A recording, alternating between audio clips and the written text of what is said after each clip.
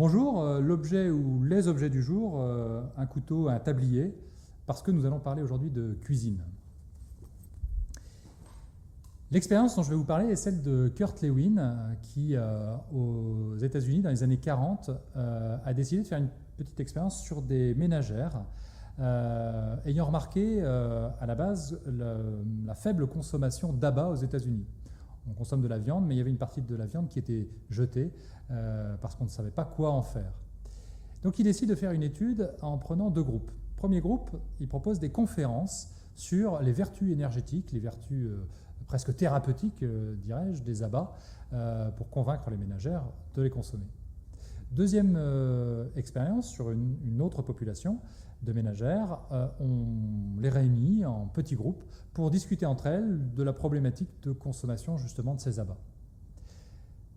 On va tirer des chiffres très intéressants de cette étude-là parce que sur le premier groupe qui a reçu les conférences, on observe une augmentation de 3% de consommation d'abats. Sur le deuxième groupe, l'augmentation est bien plus importante puisque la consommation d'abats a augmenté de 30%.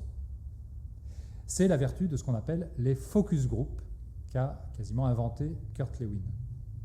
Alors, c'est une expérience intéressante si on veut parler du changement. Et trois questions pour vous, pour nous managers. La première, est-ce que déjà je sais donner le temps à mes équipes dans un changement? Je sais leur accorder le temps nécessaire pour avancer. Deuxième question, est-ce que je sais faire dialoguer, est-ce que je sais écouter les équipes lorsque un changement doit avoir lieu?